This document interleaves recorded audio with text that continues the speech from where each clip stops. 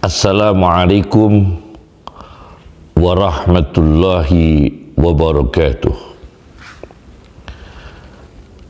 Bismillahirrahmanirrahim.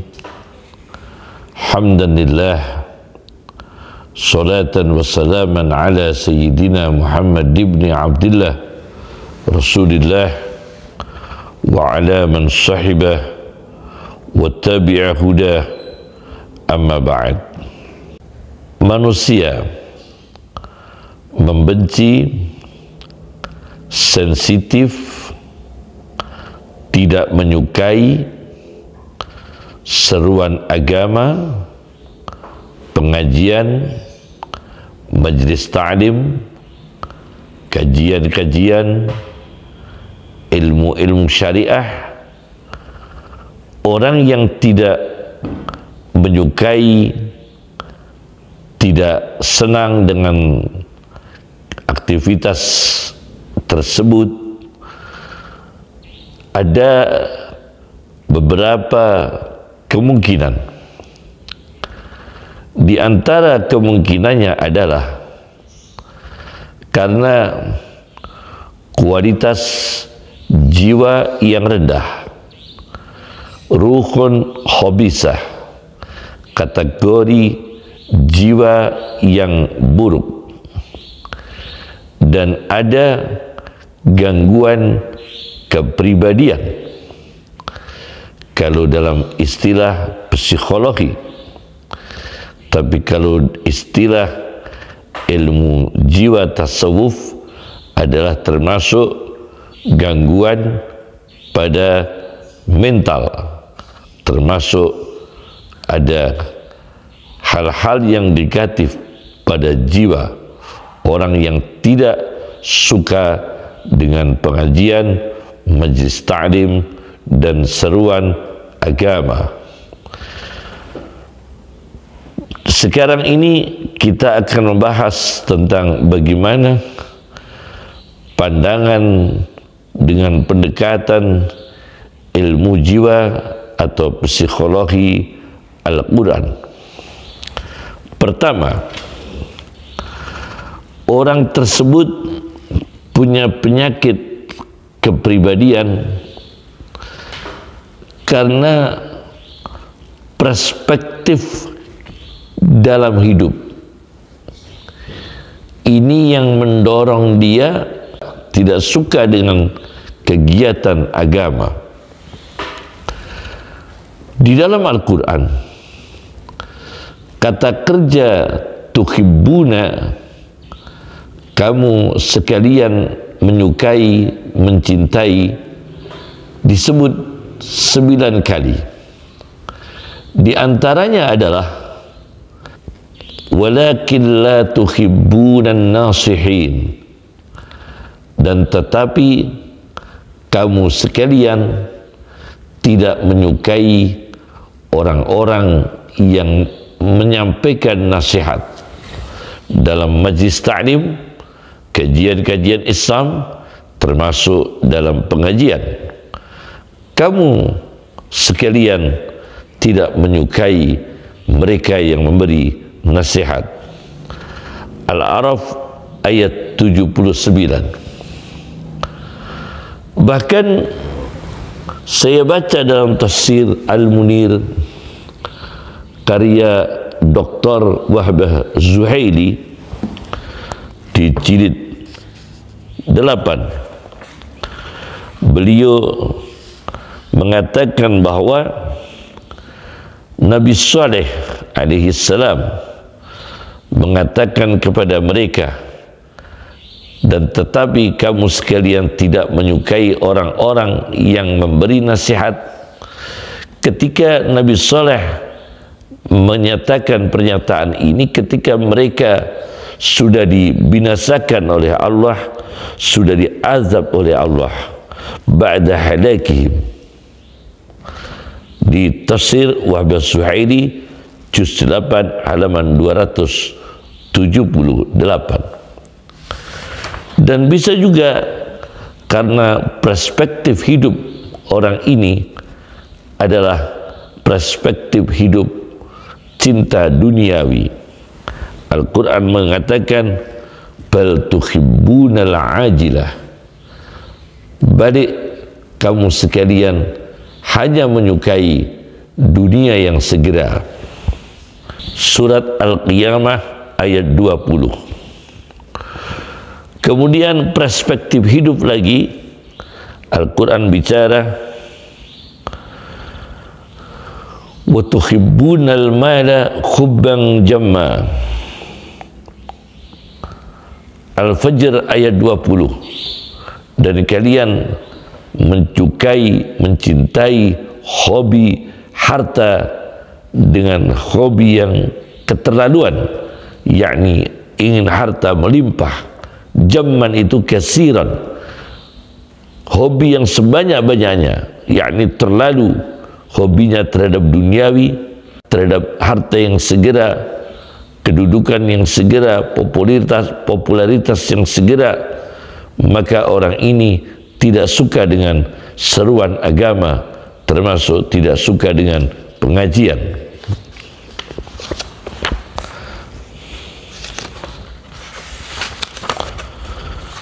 Yang kedua adalah gangguan kepribadian dan ada gangguan dalam mental jiwanya, yaitu kesesatan ideologi atau keyakinan karena tanpa melalui wahyu agama. Kemungkinan orang ini terdorong oleh ideologi yang sesat, yang anti agama. Saya baca dalam kitab Tafsir Aunur Rahman, kalau tadi Tafsir Al-Munir karya Dr. Wahbah Az-Zuhaili, sekarang Tafsir Aunur Rahman fi Tafsir Al-Quran karya Dr. Sulaiman bin Ibrahim, di jilid 20 halaman 154-155 tentang mereka kaum yang dahriyun, mentuhankan waktu. Mereka mengatakan wa ma yuhlikuna illa ad-dahru, dan tidak ada yang membinasakan kita, yang merusak kita kecuali hanya zaman. Kita mati dimakan zaman, kita meninggal dunia hukum zaman, hukum waktu. Ini orang dahriyah yang apa-apa dengan waktu tidak dikaitkan dengan Tuhan Allah Subhanahu wa ta'ala. Maka dia tidak suka dengan agama karena memang sudah berbeda ideologi. Istilah lain adalah ateis. Di dalam hadis qudsi dikutip oleh Dr. Sulaiman bin Ibrahim dalam tafsirnya Aunur Rahman fi Tafsiril Quran, Allah Subhanahu wa ta'ala berfirman dalam hadis qudsi, yu'zini ibnu Adam, anak cucu Adam telah menyakiti aku. Yasubbud dahra, anak cucu Adam ada yang suka mencaci maki waktu. Wa ana dahru, dan akulah Tuhan yang menciptakan waktu. Biyadiyal amru, dan di tanganku segala perintah. Uqallibul laila wan nahar, aku berhak membolak-balik malam dan siang. Dalam hadis lain, la tasubbud dahra, jangan mencaci maki waktu. Fa innallaha wad-dahru, maka sesungguhnya Allah ialah yang menciptakan waktu. Yakni al-mutasarrif fi dahri, yang punya kekuasaan mutlak, otoritas mutlak yang absolut tanpa batas untuk mengatur zaman, mengatur ruang dan tempat. Ini ayat 24 surat Al-Jasiyah. Itu tadi faktor yang kedua kenapa orang tidak suka dengan pengajian, dengan majlis taklim, dengan seruan-seruan agama. Faktor yang ketiga terkait kelainan kepribadian dan termasuk dalam istilah tasawuf itu termasuk gangguan jiwa. Yang ketiga adalah faktornya rendahnya kecerdasan. Jadi memang orang ini secara IQ rendah, otaknya rendah, daya serapnya juga rendah. Dari otaknya untuk menyerap dari sistem kerja alat-alat informasi pada diri manusia, dia tidak menyerap secara valid, dia tidak mengoptimalkan kecerdasannya terhadap informasi-informasi yang dibawa oleh organ-organ dari dirinya sendiri.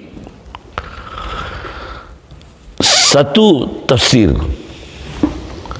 Lubabut Tafasir, ini tafsir yang ketiga yang saya pakai hari ini.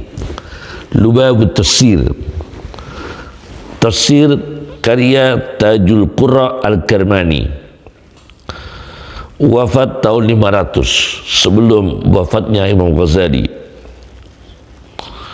Di jilid 3 halaman 498-499 ketika menafsirkan ayat 179 surat Al-A'raf tentang orang-orang yang menghuni di neraka, lahum qulubun la yafqahuna biha, mereka punya hati yang tidak dipakai untuk memahami. Jadi kecerdasannya rendah, punya hati, punya kecerdasan yang tidak dipakai untuk memahami. Walahum a'yunun la yubsiruna biha, mereka punya mata tapi tidak dipakai untuk melihat. Cerdasnya kurang riset sejarah, kurang riset keyakinan, kurang riset ideologi. Mana yang sebenarnya ideologi yang dibenarkan Rasulullah Sallallahu Alaihi Wasallam. Punya mata yang mereka tidak bisa melihat dengan baik. Walahum azanun la yasma'una biha, dan mereka punya telinga tidak dipakai untuk mendengar. Ulaika kal an'ami, mereka levelnya menurun dari level manusia menuju level binatang ternak. Ulaika kal an'ami bal hum adallu, mereka seperti binatang ternak, bahkan lebih sesat daripada binatang ternak. Mereka tidak punya kecerdasan untuk memahami agama, litarkihim at-tadabbur fi kitabillah, karena tidak pernah mengangan-angan apa-apa yang ada dalam kitab sucinya Allah.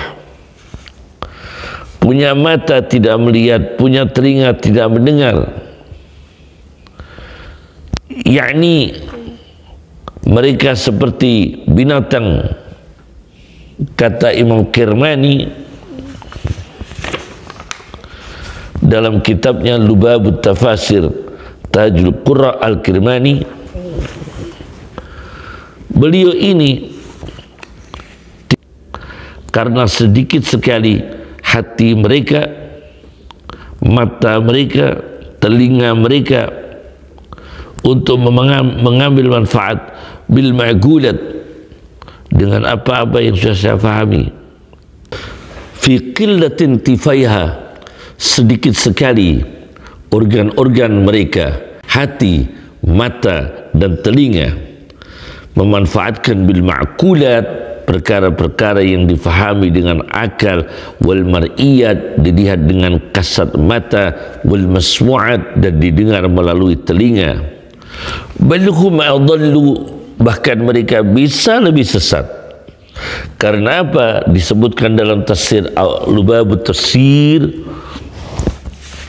karya Tajul Qurra Al-Kirmani di jilid 3 halaman 499, karena innal an'am ta'rifullah. Kalau binatang peternak masih mengenal Allah, masih makrifat kepada Allah. Wal kafir la ya'rifuh. Sedangkan orang kafir sama sekali tidak mengenal Allah, tidak mengenal takut dengan Allah subhanahu wa ta'ala. Faktor yang keempat, orang tidak suka pengajian majlis ta'lim dan kajian-kajian syariat adalah karena envy atau dengki, iri hati, emosi yang terjadi ketika tidak memiliki apa-apa, tidak punya superior, tidak punya prestasi. Envy karena kedengkian, ya, karena kedengkian. Saya baca di dalam kitab Tafsir I'rabul Quran wa Bayanu. Jadi kajian ini semua pakai tafsir kecuali satu judul yang terakhir. Ini Tafsir I'rabul Quran wa Bayanu, karya Muhyiddin Ad-Darwis, di jilid 2 halaman 39, 40 dan 41, yaitu am yahsudunan nasa ala ma atahumullahu min fadlih.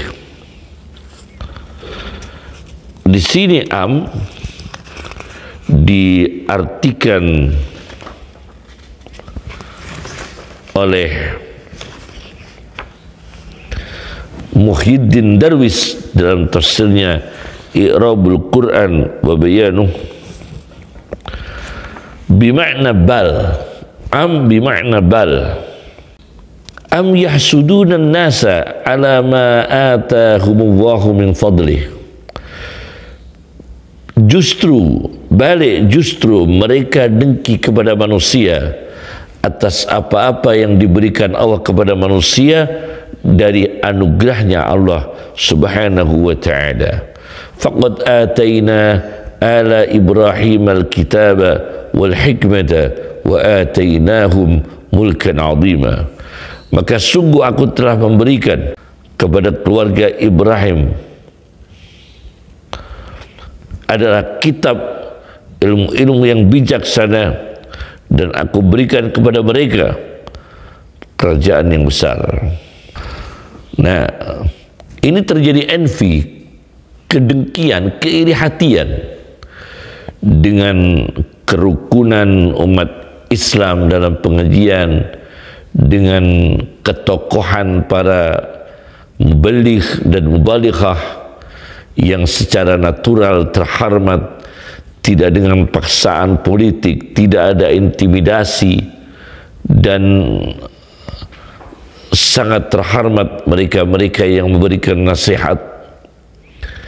Kemudian popularitas, ini faktor keempat. Faktor yang kelima, orang nggak suka pengajian, kajian Islam, adalah sombong. Istilah Latin adalah superbia dan makar yang buruk. Saya baca dalam tafsir Dr. Muhammad Ratib An-Nablusi, dalam tafsir An-Nablusi di jilid 10 halaman 308-309, yaitu istikbaran fil ardi wa makras sayyi, sombong di atas bumi, di bumi, dan makar, kelician, intrik-intrik yang buruk, rencana-rencana jahat yang masih terpendam dalam hati, misalnya kebencian dengan agama, kebencian dengan syariat, kebencian kepada para ulama yang menyampaikan dalam pengajian, dalam madrasah, mereka benci. Nah, ini karena sombong dan makar buruk. Dr. Ratib An-Nablusi mengutip sebuah hadis Nabi SAW, wala yadkhulul jannata, dan tidak masuk ke surga, man kana fi qalbihi misqalu habbatin min kibrin, orang yang di dalam hatinya ada seberat biji dari kesombongan, seberat biji dari kesombongan. Maka ini yang menyebabkan hancurnya amal di sisi Allah Subhanahu wa ta'ala. Dr. Ratib An-Nablusi mengatakan, karena kesombongan itu, li'annal kibra yatanaqadu ma'a ubudiyatil insan, karena kesombongan itu berlawanan dengan pengabdian manusia. Komponen-komponen makanan bisa tambah bisa kurang. Faba'du mukawwinati ta'am yumkinu an tasdada aw taqilla. Tambahnya komponen makanan atau sedikit, yakni berkurang.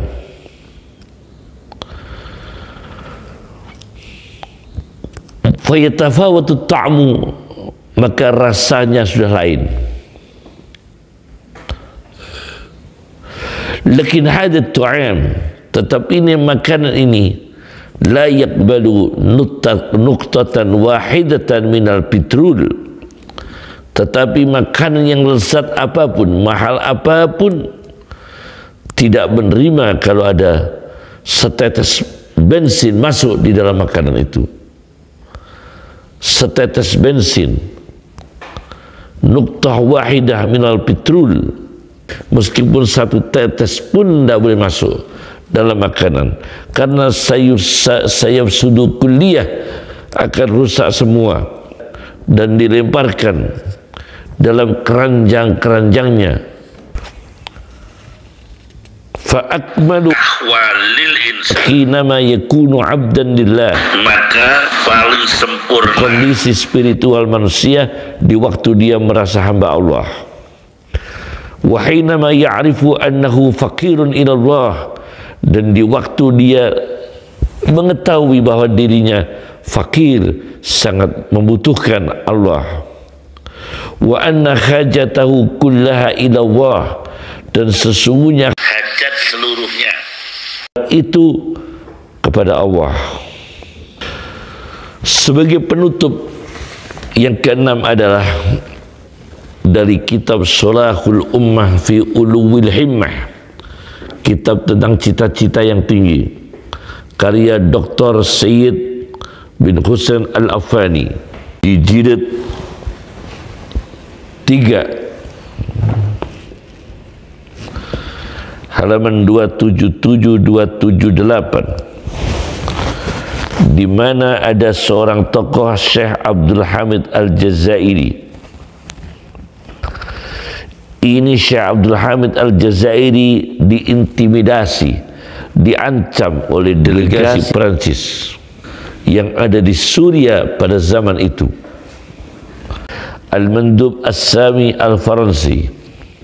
Ini yang keenam adalah, meskipun kondisi apapun, pengajian jangan berhenti di setiap ruang dan waktu yang munasib, yang relevan, yang cocok, yang ideal untuk dipakai pengajian, dengan meningkatkan kualitas ilmu yang disampaikan, kemudian sumber daya manusia yang cukup layak, dan tentunya dengan keikhlasan yang tingkat tinggi. Syekh Abdul Hamid Al-Jazairi diancam oleh delegasi Prancis ada di Syria, supaya Syekh Abdul Hamid Al-Jazairi ini menghentikan, tidak mengajar para murid-muridnya pemikiran-pemikiran ideologi keyakinan Islam, supaya dihentikan mengajar ngaji kepada murid-muridnya. Kalau tidak, arsaltu junudan li ikhlaqil masjid, diintimidasi, bahkan diancam, kalau kamu tidak menghentikan pengajianmu, Aku akan kirim tentara, arsaltu junudan li ighlaqil masjid, untuk menutup masjid-masjid. Di mana untuk menutup masjid, di mana masjid tempat kamu Syekh Abdul Hamid Al-Jazairi menghembuskan racun-racun kepada bangsa untuk melawan kita, yaitu Prancis, melawan perang dengan kita. Kita ini diwakili oleh delegasi Prancis. Maka Syekh Abdul Hamid Al-Jazairi ini ketika mendengarkan ancaman-ancaman itu, beliau mengatakan, wahai penguasa delegasi Prancis di Rusia, di Syria. Syekh Abdul Hamid Al-Jazairi kemudian mengatakan, innaka la tastati'u dhalik. Wahai pejabat Prancis yang ada di Suria, kamu tidak akan mampu membendung pengajian. Kamu tidak akan mampu menutup masjid-masjid yang di situ tempat pengajian, kajian-kajian Islam, seruan-seruan agama. Karena kata beliau Syekh Abdul Hamid Al-Jazairi, idza kuntu fi ursin allamtul muhtafilin. Apabila aku sedang hadir di resepsi perkawinan, maka aku akan menyampaikan pelajaran-pelajaran kepada mereka yang hadir dalam upacara resepsi itu. Wa idza kuntu fi ma'tamin, dan apabila aku berada di tempat berkabung, tempat lelayu, tempat sedih, wa'adtul mu'azzin, kepada mereka yang bertakziah, aku akan memberikan mau'idhah, konseling, supaya diteruskan kepada keluarga yang berkabung. Wa in jalastu fi qitar, dan apabila aku duduk di kereta api, allamtul musafirin, aku akan menyampaikan pelajaran pengajian untuk orang-orang musafir. Wa in dakhaltu sijna, dan apabila aku dijebloskan ke dalam penjara, arsyadtul masjunin, maka aku akan membimbing agama, membimbing dengan pengajian mereka yang tengah di penjara. Wa in qataltumuni alhabtu masyairal muwatinin, dan jika kamu sekalian membunuhku Syekh Abdul Hamid Al-Jazairi, alhabtu masyairal muwatinin, maka aku akan mengobarkan perasaan-perasaan orang-orang yang berdomisili di negara itu untuk membela kaum agamawan, membela para ulama yang sedang menyampaikan nasihat, bimbingan di tengah-tengah umatnya.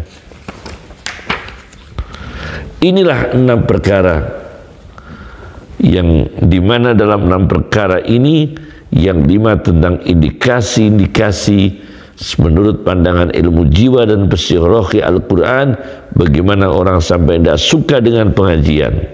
Yang terakhir adalah komitmen stabil, kuat, al-azmu, pendirian yang teguh untuk melanjutkan dakwah dimanapun berada, yaitu di tempat pesta perkawinan, di tempat berkabung, di kereta api, bahkan di dalam penjara. Tetap ta'lim, mengajarkan ilmu, irsyad, membimbing mereka. Insyaallah cukup. Assalamualaikum warahmatullahi wabarakatuh.